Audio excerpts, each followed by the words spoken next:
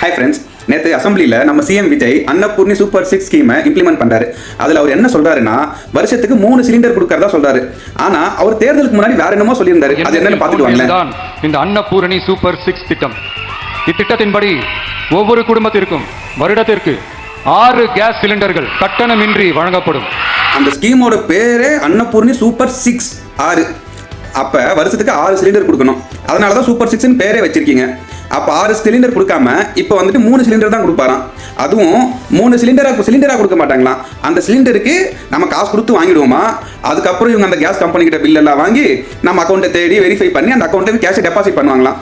தேர்தலுக்கு முன்னாடி இன்னொரு பர்ஃபார்மன்ஸ் ஒன்று போட்டாப்ல இவர்.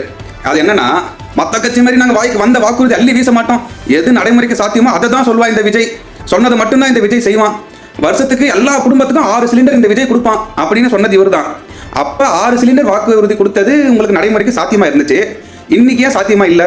சரி, 6 சிலிண்டர் என்ன, அட்லீஸ்ட் 3 வந்தாலும் சந்தோஷம் தானே, அதுவே ஒரு பெரிய சுமை கம்மியாகுதா இல்லையா அப்படின்னு நினைச்சிட்டு இருக்கும்போது ஒரு ட்விஸ்ட் ஒன்று வைக்கிறாரு. அது என்னன்னா, எல்லாருக்குமே வந்துட்டு 3 சிலிண்டர் ஃப்ரீ இல்லையா. யாரெல்லாம் வந்துட்டு குடும்பத்தோட ஆண்டு வருமானம் 2.5 லட்சத்துக்கு கீழே இருக்கோ அவங்களுக்கு மட்டும்தான் சிலிண்டர் ஃப்ரீயா.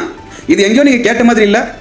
ஆக நம்ம கழக ஆட்சிக்கு வந்தா எல்லா குடும்ப தலைவிக்கும் 1000 ரூபாய் கண்டிப்பா வழங்கப்படும். இது சத்தியம், நிச்சயம், உண்மை. இப்படி 2021 எல்லாருக்கும் 1000 ரூபாய் தருவேன்னு சொல்லிட்டு ஆட்சிக்கு வந்ததுக்கு அப்புறம் இல்ல எல்லாருக்கும் கொடுக்க முடியாது, தகுதி உள்ள குடும்ப தலைவிக்கு மட்டும்தான் கொடுப்பேன்னு ஒரு ட்விஸ்ட் வச்சாங்க.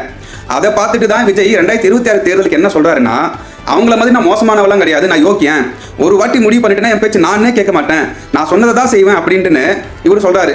திமுக மாதிரி எல்லாருக்கும்னு சொல்லிட்டு அதுல தகுதி பிக்ஸ் பண்ணி பாகுபாடு காட்டி ஏமாற்ற மாட்டோம், எல்லாத்தையும் வெளிப்படையாக சொல்லுவோம். அன்னபூர்ணி திட்டம் அரைபூர்ணி திட்டமா மாறிடுச்சு. இதே மாதிரி தான் விவசாயிகளுக்கு ஒரு ட்விஸ்ட் ஒன்று வச்சாரு. அவங்களுக்கும் கடன் தள்ளுபடி பண்றேன்னு சொல்லிட்டு முதல்ல ஒரு தகுதி வச்சாரு. அது பேக் ஃபயர் ஆனதுக்கு அப்புறம் தகுதி கொஞ்சம் ஏற்றி வச்சாரு. ஆனா பாருங்க, இந்த 234 எம்எல்ஏக்கு ஃப்ரீயா கார் கொடுக்குறாரு. அதுக்கு ஒரு எந்த தகுதியுமே இல்லை. அட்லீஸ்ட் கார் இருக்க எம்எல்ஏக்கு கார் கொடுக்க மாட்டேங்கிற தகுதி கூட வைக்கவே இல்லை. ஆனா அவர் கொடுத்த வாக்குறுதியை நிறைவேற்றும் போது மட்டும் இவருக்கு எல்லாத்துக்குமே ஒரு தகுதி தேவைப்படுது. உங்க அண்ணன், உங்க தம்பி, உங்க மாமன், உங்க விஜய், உங்க விஜி சொன்னது ஒண்ணு செய்யறது ஒண்ணுமா இருக்கு. இதை பத்தி நீங்க என்ன நினைக்கிறீங்கன்னு கீழே கமெண்ட்ல சொல்லுங்க. ஏண்டா எங்களை இன்னமுமாடா நம்பிக்கிட்டு இருக்க?